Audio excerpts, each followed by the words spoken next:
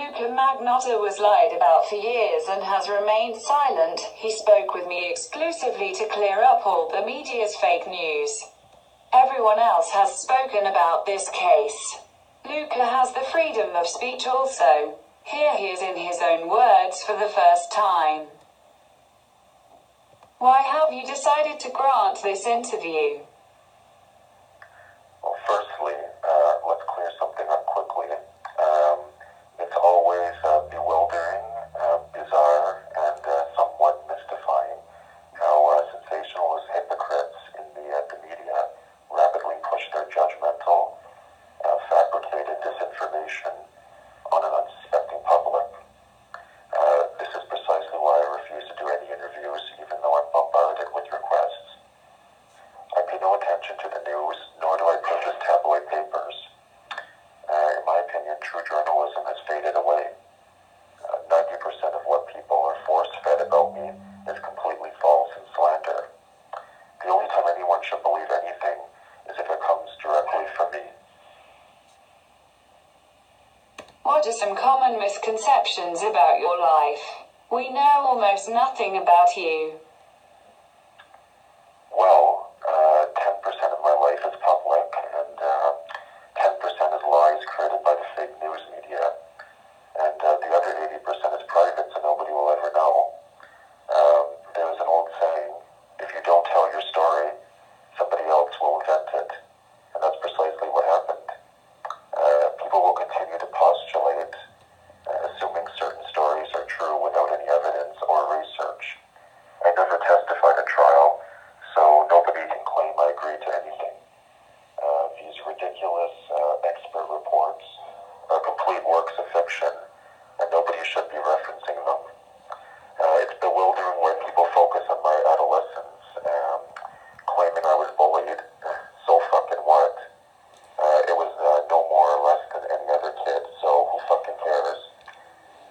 Everyone in school gets bullied and is bullied.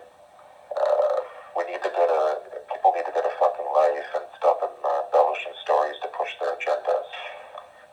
I always had a lot of friends, and as a teen I actually worked as a professional ballet dancer, and during competitions at Russian studios. I was a very social teen. People don't know my life, they weren't there. Also, I was hardly, if ever, on the internet. I was almost never on the internet. I rarely spent any time online. There has been an absolute destruction of the truth, and people need affirmation instead of information. I was in no way, ever, I repeat, ever, did I ever have any alias internet accounts. Zero evidence exists linking me to any alias internet accounts. The police leaking unsubstantiated theories to the press is not evidence. At trial, it was exposed that cowardly internet stalkers impersonated me, one of them being David D'Amato, a client of mine from New York City, introduced to me by my lawyer, Romeo Salta. The police, as usual, leaked unsubstantiated theories to the press before trial, trying to control their narrative. It's slander and it's lies. I'm not accustomed to relitigating issues of the past, but I've been attacked for years. People are so stupid. I had a lot of photos of myself because it was my job. It was my job to have photos of myself. If stalkers steal my photos and repost them and impersonate me, I find it pathetic.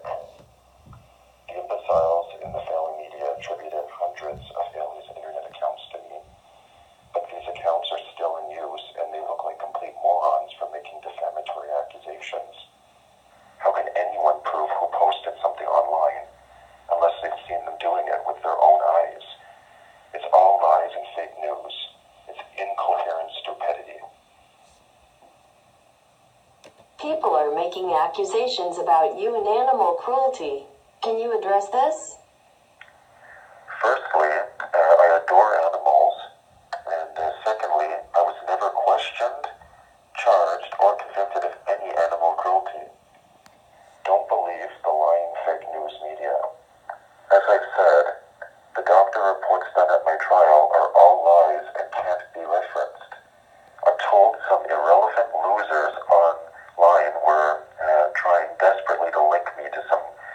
videos. These imbeciles, whom I've never heard of, couldn't link me to anything and failed miserably. I have zero idea who any of these rejects are. I'm also told that I was being accused of entering their Facebook groups using aliases. I've never heard of something so ridiculously stupid. I had zero idea anyone was linking me to any animal cruelty videos. One day my lawyer contacted me and suggested I speak to a New York City attorney about some accusations he'd seen. I had zero idea any of these internet stalkers were obsessing over me. I was too busy working. I told my New York City attorney, Romeo Salta, about these ridiculous accusations, and then I completely forgot about them. If blundering morons want to feel important by using my name to advance themselves, I find it pathetic. I repeat, never played any cat and mouse game online with anyone. I was impersonated, and all these so-called online detectives look like complete desperate fools. I have no idea who any of them are, and it's all laughable. Using me to propagate a fictitious story to gain attention is pretty low. You must be in two places at once to prove someone is posting online. It's impossible to prove. It never happened. I'm told these desperate fools even photoshopped images of me and staged crime scenes to look like my photos. I'm 100% aware of EXIF data and all things related to computer forensics. I've studied it in school. None of this nonsense ever happened, and I don't Photoshop images of myself. I never had any alias internet accounts. I rarely, if ever, was online. I dare anyone to prove otherwise